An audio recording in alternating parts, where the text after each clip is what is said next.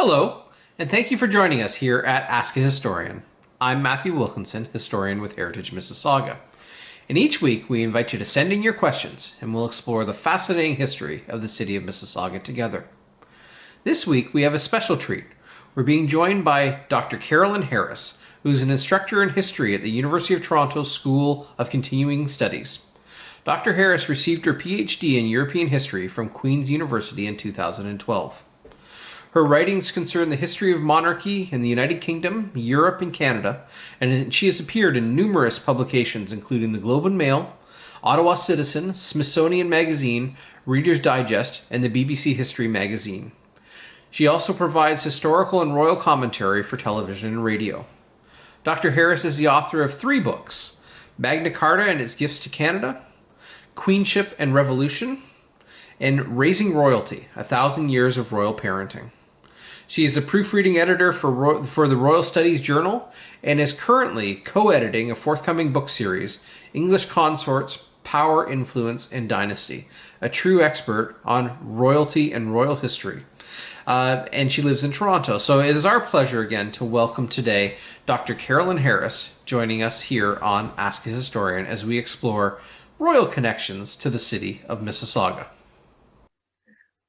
So joining me this week on Ask a Historian is Dr. Carolyn Harris, a royal historian, and the breadth of your knowledge and your scope of information on subjects, all subjects royal, I guess, for lack of a better word, is astounding. And some of the books that you've written, the lectures I've seen online and listened to, I'm thrilled that you're able to join us here at Ask a Historian and talk about royal connections to this place called Mississauga.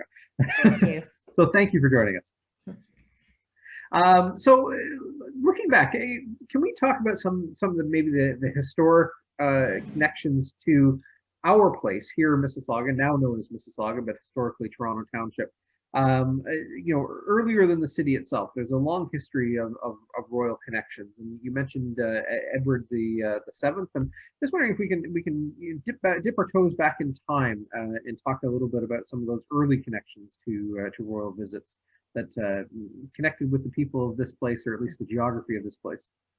There's a very long history of royal tours of Canada. In the late 18th century, 2 of King George III's sons visited Canada. The future William IV, when he was a young 21-year-old sea captain, visited Newfoundland and Halifax. And his younger brother spent much of the 1790s in Halifax, and he became commander-in-chief of the British North American forces. This is Prince Edward, Duke of Kent. Prince Edward Island is named for him. And he's the first member of the royal family to visit what we would think of as Ontario, Upper Canada.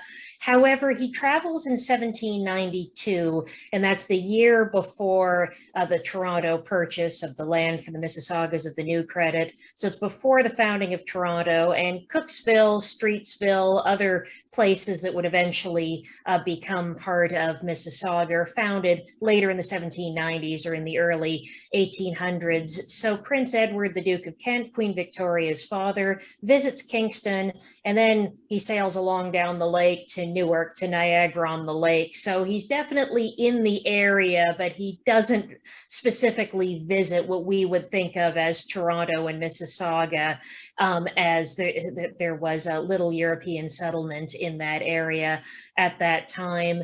In 1860, the Duke of Kent's grandson, Queen Victoria's son, the future Edward VII, makes a very high-profile royal tour of British North America. It was in the aftermath of the Crimean War, and the future Edward VII was very excited about this tour. He was 18, his first time away from home. He'd been very carefully managed by his parents, Queen Victoria and Prince Albert, and he was very interested in the various cultures that he encountered during his time in Canada. He spent time in Toronto, but he also visited with various First Nations delegations, and there was a celebratory archway set up by the Mississaugas of the New Credit. It was closer to Peterborough than what we would think of as Mississauga, but he met with leaders of the Mississaugas of the New Credit First Nation, and he also met with First Nations leaders in Sarnia as well.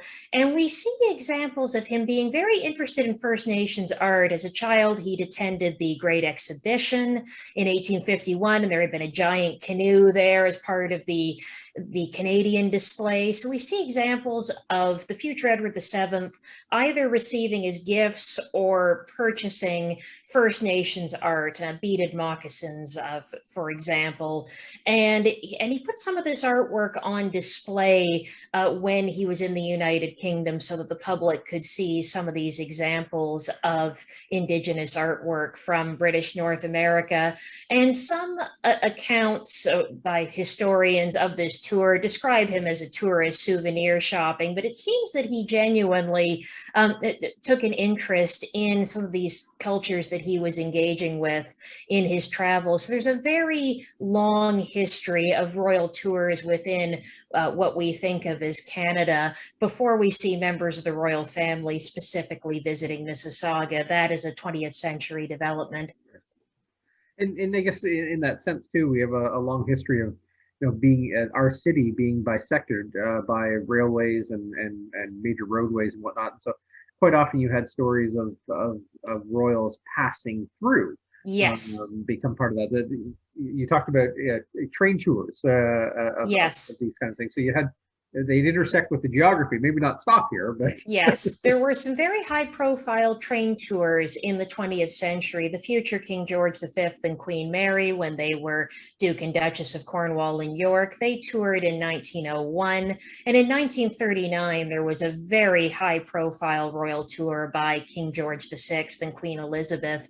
And the train itself became a symbol of this particular royal tour. And we see even stops where the train wasn't stopping, members of the royal family were not going to be engaging with the public. We see members of the public coming to the stations just to see the train pass by.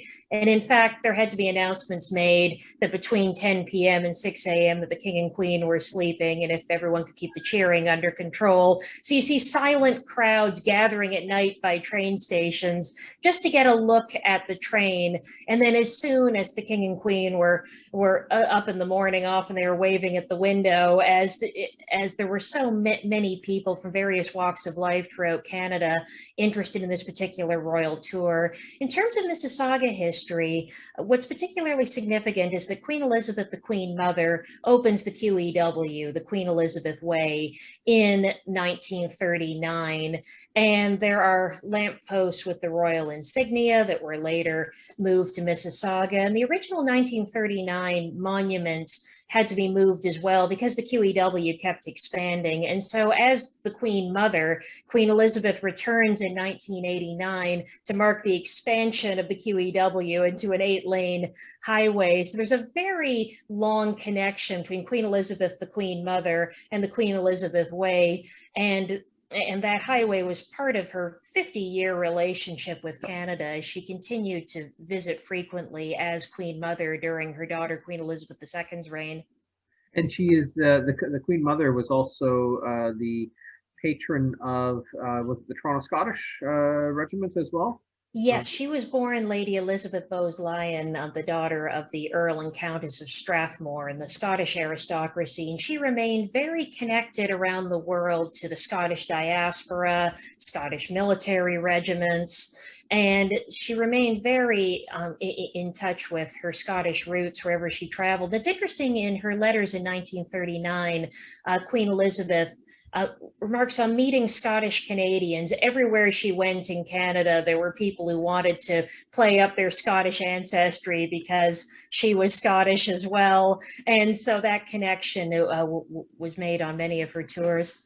What is it? The old thing, be rubbed by royalty is the getting the shine promote.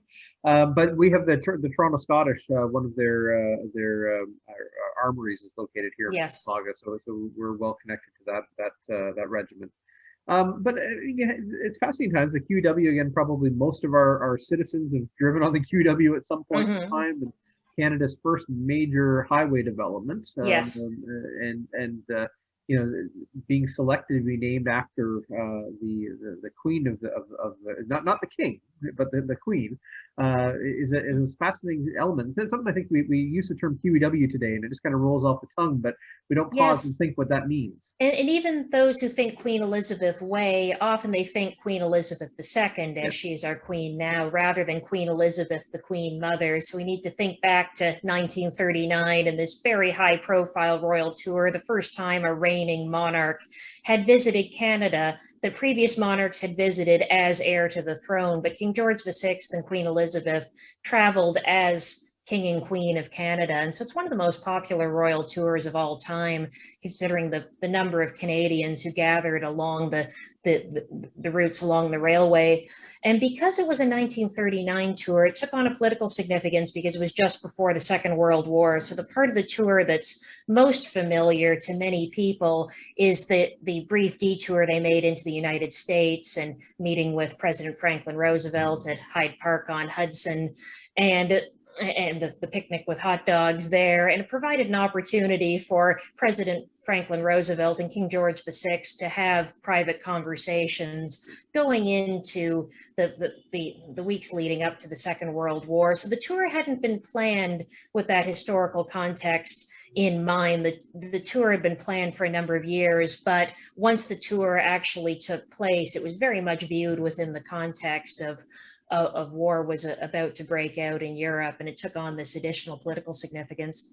I couldn't even fathom, like you said, you just mentioned this tour had been planned years in advance. I can't imagine the amount of logistics that must go into organizing a tour.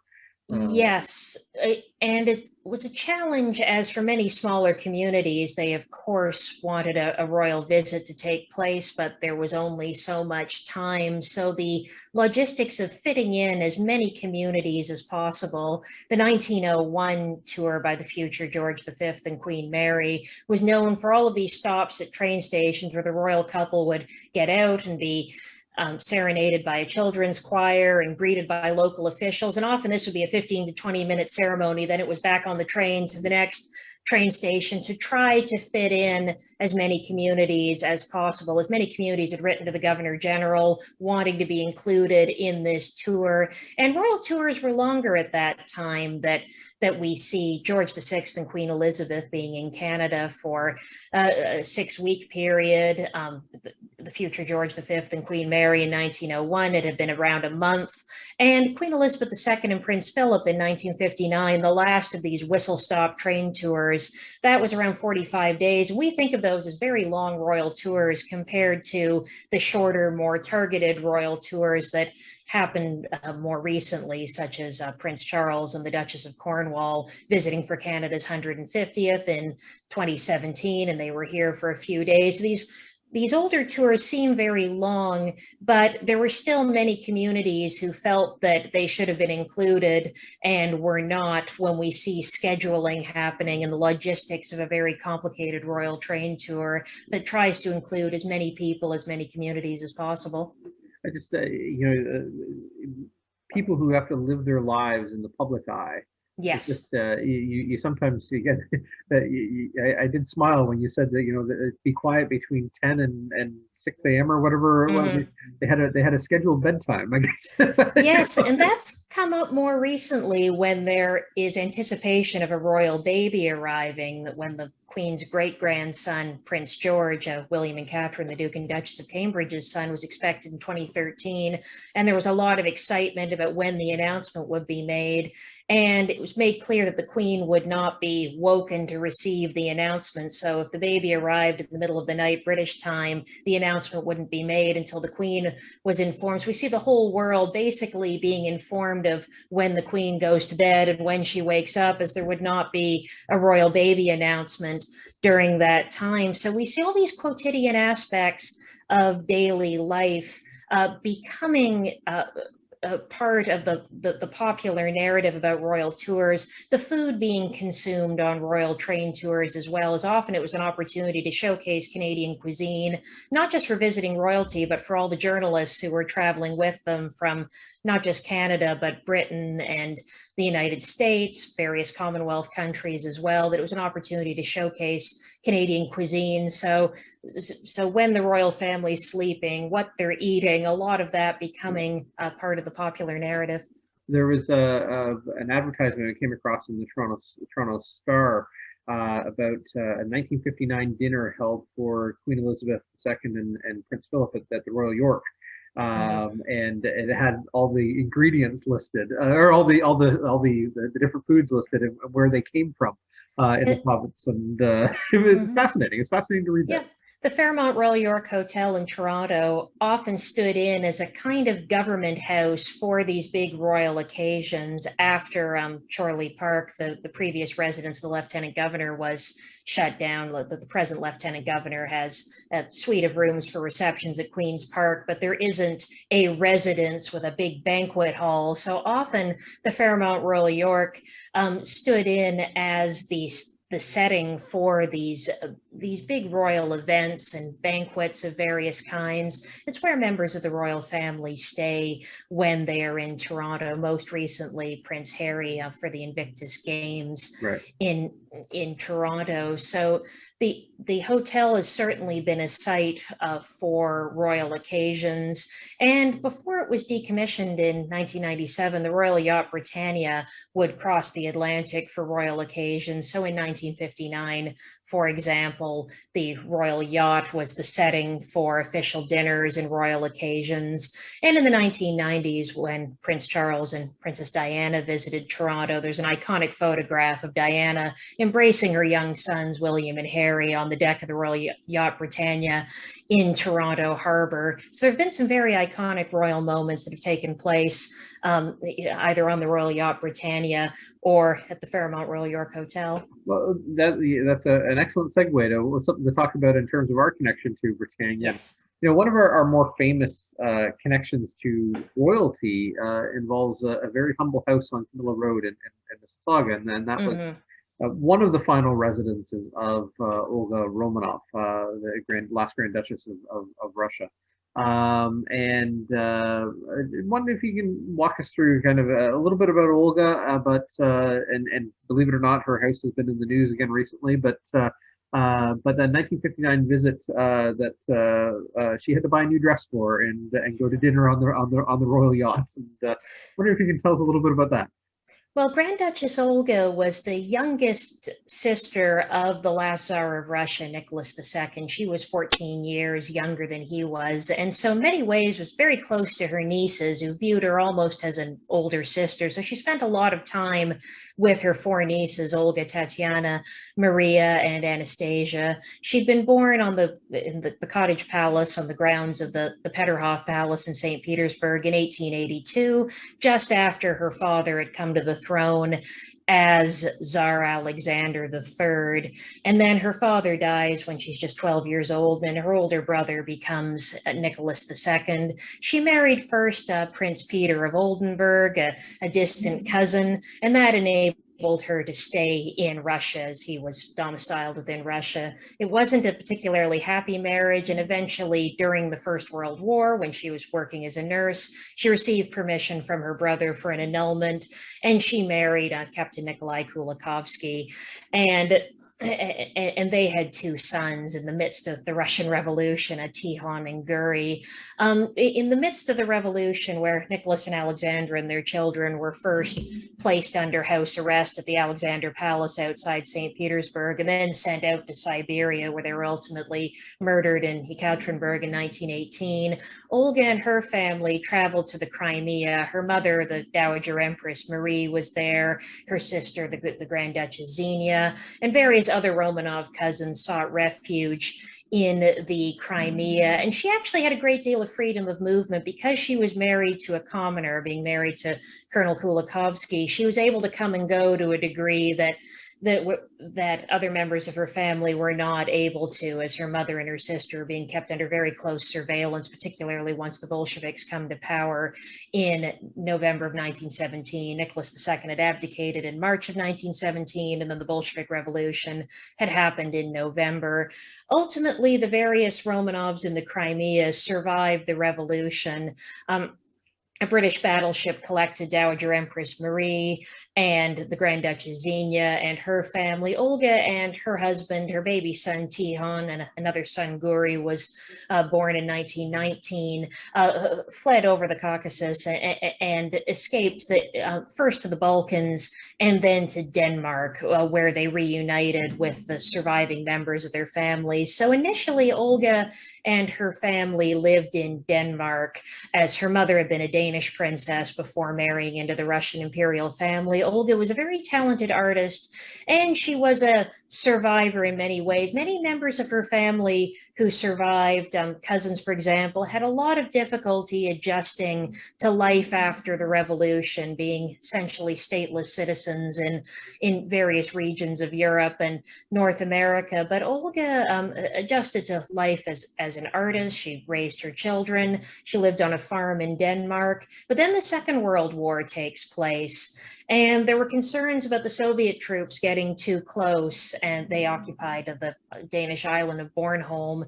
So she began looking into other options, and briefly she and her family live in Britain, and then they immigrate to Canada as agricultural immigrants. And Olga didn't want a lot of fuss and publicity. She'd already attracted press attention, not only as the last Grand Duchess, as she increasingly became known, but because of all the claimants claiming to be her niece Anastasia.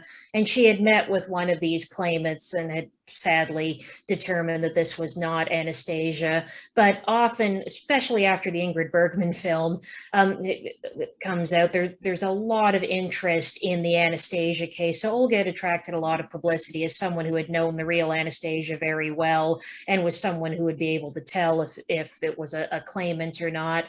So she wanted to immigrate to Canada without very much publicity. However, once she arrived, she found there were rooms prepared in the Fairmont Royal York Hotel. And interestingly, her husband had never seen elevators like those and wasn't interested in climbing into an elevator that went up 20 floors. So compared to how they've been living in Denmark, the hotel was quite spectacular. Her maid, who traveled with her, actually comments, finally a residence fit for a Romanov, seeing the Royal York Hotel. But Olga was very eager to move on from that and wanted to live a simpler life. So initially moves in with friends who are Russian immigrants. And then her family purchased a farm near Campbellford where they lived for a number of years. Her sons and their Danish wives had immigrated as well, and her grandchildren.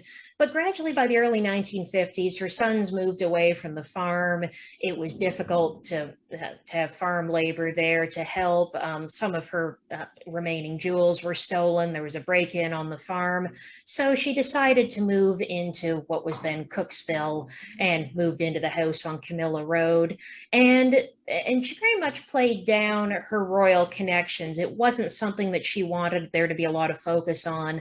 But of course, her neighbors noticed as members of the royal family visited that house on Camilla Road. One of the most prominent examples is the Queen's aunt, Princess Marina, the Duchess of Kent. She was born Princess Marina of Greece, so she's also a cousin of Prince Philip.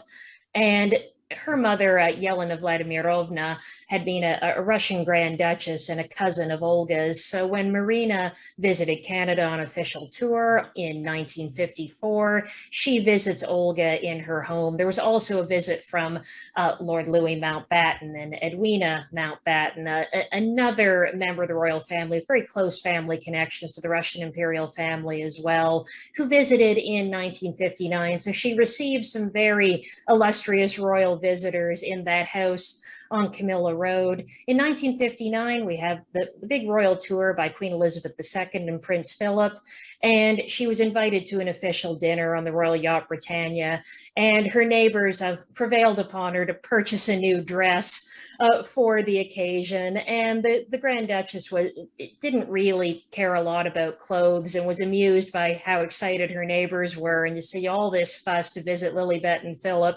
But she did purchase a new dress and hat and attended this official dinner on the Royal Yacht Britannia. Soon afterwards, her health began to fail, and she moved, and her husband had passed away in 1958, and she moved in with friends above a barber shop in Toronto, where she passed away in 1960. And I believe there are currently plans underway for there to be a plaque on that site. She's buried in North York Cemetery, and her funeral attracted a lot of attention. She was the last of the Imperial Russian Grand Dukes and Grand Duchesses to pass away. And for the Russian Canadian emigre community, there had been a huge wave of immigration from Russia to Canada following the Russian Revolution, that the funeral was a very big ceremonial occasion that brought together this community who viewed her as one of the community leaders, one of the most prominent members of this Russian Canadian community.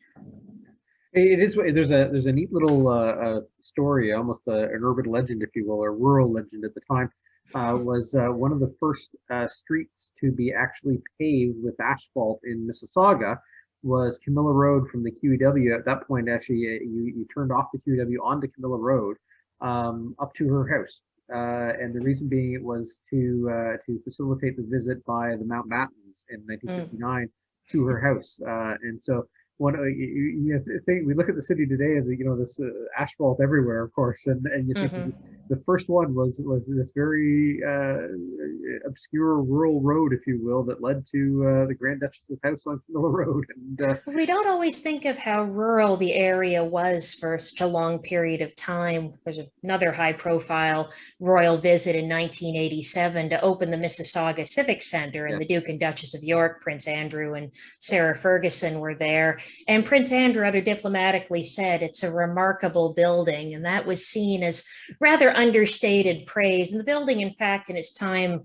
was rather controversial, and not everyone found this building aesthetically pleasing, but it was intended to be a tribute to the kinds of farmhouses that had stood in the region, that it was supposed to be a kind of futuristic farmhouse, but that kind of architecture wasn't to everyone's taste. The royal visit attracted a lot of attention. It's difficult to believe today, but the Duke and Duchess of York were a very glamorous, high-profile royal couple at that time in 1987. Now they both have quite controversial reputations.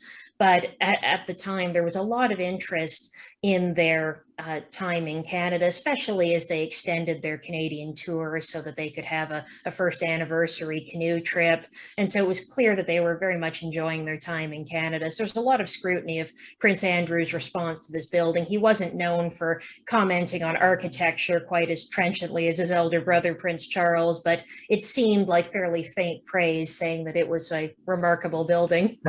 And one of the lasting legacies we have of that the visit with the Duke of York and Duke and Duchess of York and the opening of City Hall is street names, of course. And Duke of York Boulevard bears its name today, remembering that. But also we have Princess Royal, obviously not named for Sarah Ferguson, but has its connections on our landscape as a place that people would recognize today with those allusions to royal connections. Yep, the title of Princess Royal has been traditionally bestowed since the 17th century on the eldest daughter of the monarch, and it was a French tradition that came over to England. Charles I, in 1625, married Henrietta Maria, the sister of King Louis XIII of France.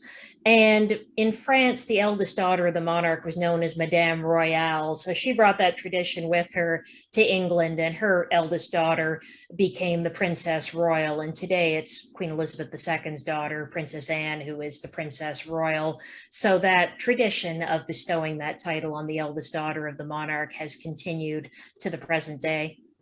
And, another mark on our landscape too involves, arguably what is in normal times our busiest mode of transportation, that being our airport. And Pearson International Airport, formerly the Malton Airport, very much part of Mississauga's landscape. And we can imagine again all of those the arrivals of royal tours, connections to people passing through this place.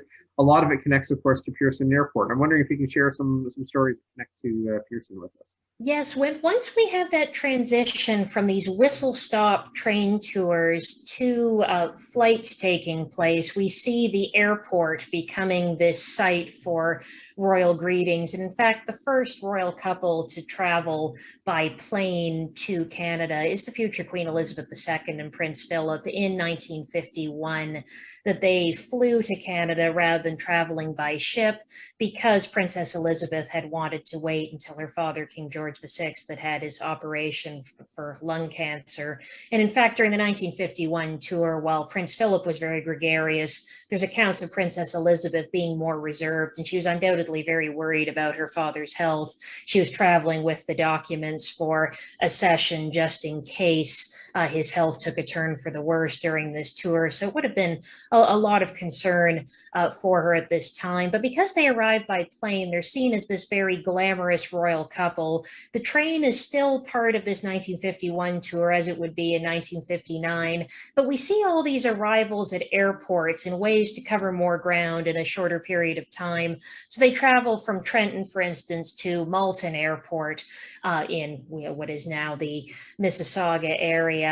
And we see subsequently royalty who've come into Pearson Airport, especially for working visits to Toronto. One of the innovations of Queen Elizabeth II's reign has been, as well as official visits, working visits focused on charities. So an example in Mississauga in 1969 is Prince Philip visiting Sheridan Park and meeting with scientists there within the context of a accelerated working visit to the Toronto area.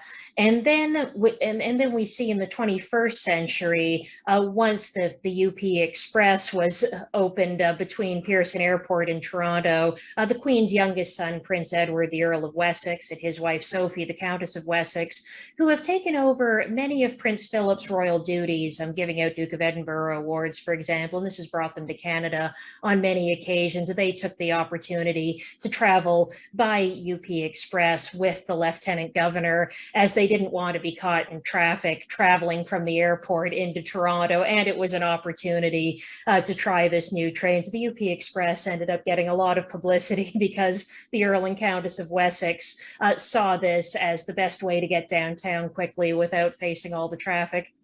Yeah, and just you just picture like you can convince they're normal people. They don't want to get stuck in traffic, right? Yes, especially on these accelerated working visits when there's a strong emphasis on visiting their charities, and for the Earl and Countess of Wessex, giving out Duke of Edinburgh's awards and being able to engage with as many Canadians as possible in a shorter period of time. In the past, when there were these longer train tours, often there might be delays or royal engagements that take longer, but we're now seeing these efforts to fit in as many public engagements as possible into a compressed period of time. So better commuter transit helps with that from the airport. And bear in mind when I ask a question like this, we're historians and we tend to look backwards better than we look forwards. You wonder what the future holds for royal visits. Obviously, our reigning monarch has sadly just lost her husband, and probably those grand tours are a thing of the past for someone of her age, and the younger family members as they come into more positions of responsibility. You just wonder what that looks like from a Canadian perspective.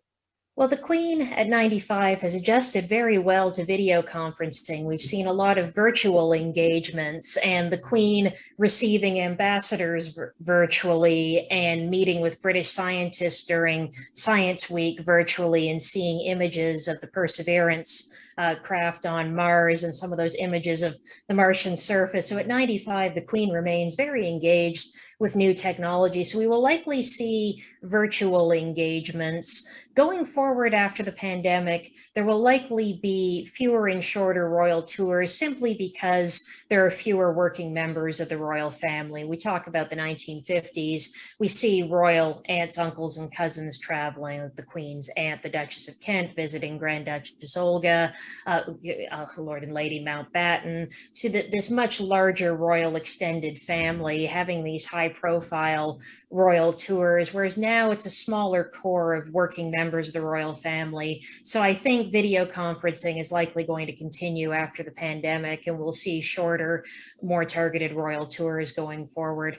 One of the things that I've noticed, and I know I'm not alone in this, but is just the nature of how parents interact with their children from the royal perspective, where it wasn't unheard of for a royal couple to go on an extended trip with their children being left at home with governors and governesses but now you get a much more human perspective of close-knit families, Prince William and not wanting to be separated from his children, you get this idea that that it's unlikely that you'll see the parents in the household traveling without their children, and therefore maybe not traveling as much. Yes, there's definitely been a transition that for the Queen and Prince Philip, their royal tours in the 1950s meant that Prince Charles and Princess Anne were left behind in the United Kingdom, often with their grandmother, Queen Elizabeth, the Queen Mother, at a very close relationship, particularly with her grandson, Prince Charles.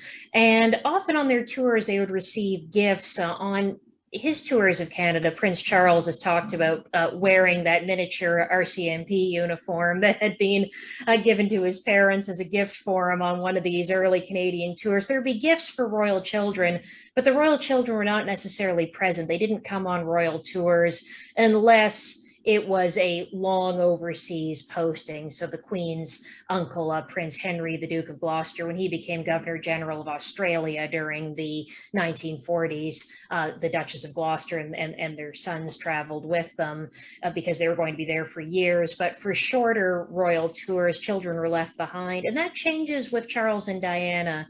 They disagreed on many different issues during their marriage, but they were united in wanting to spend as much time as possible with their two sons.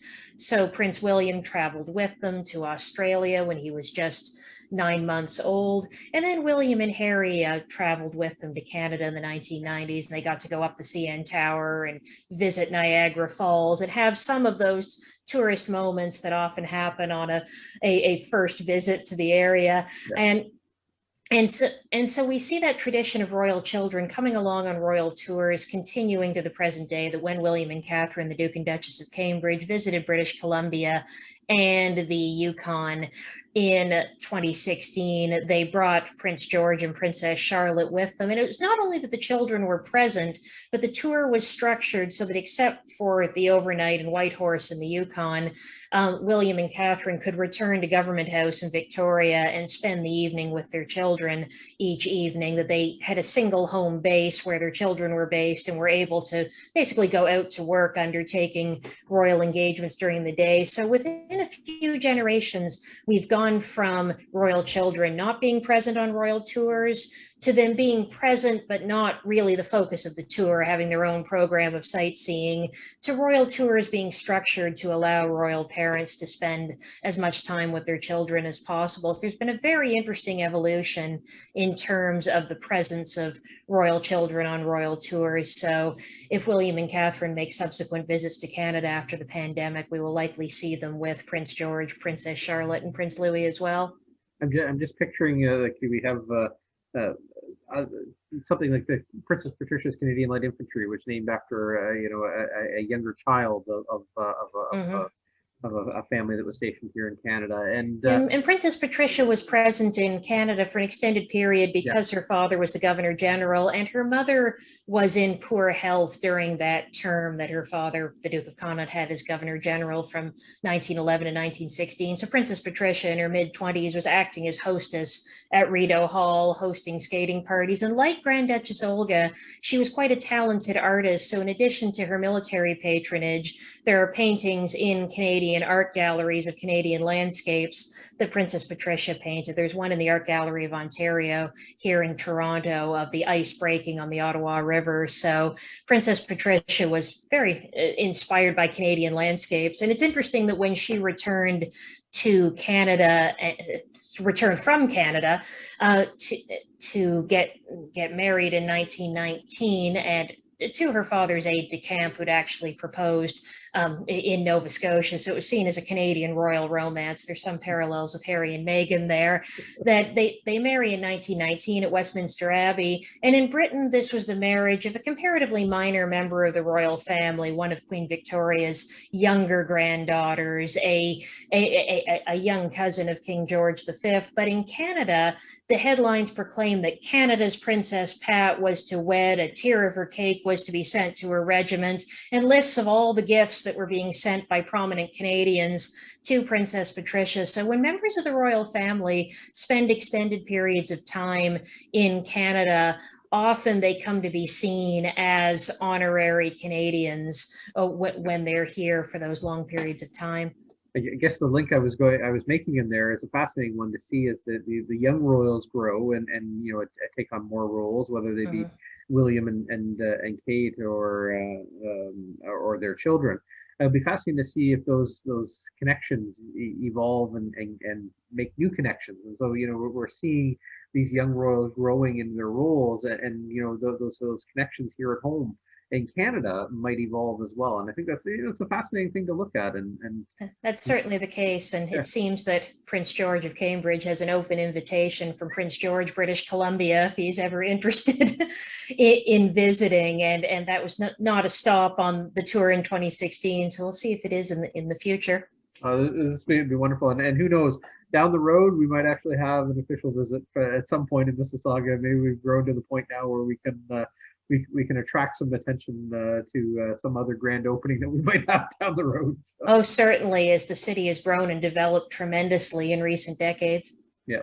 Well, thank you so much for doing this. I really appreciate it. Again, I know we've only scratched the surface, and your knowledge and your passion for the subject is honestly, it's inspiring, and truly love just chatting with you and connecting to these fascinating elements of our story that really have a much broader perspective and connection in our community, but really some things here at home that connect in very specific ways to moments in time. And it's fascinating. Thank you so much. Thank you very much. Thank you for spending some time with us here at Ask a Historian.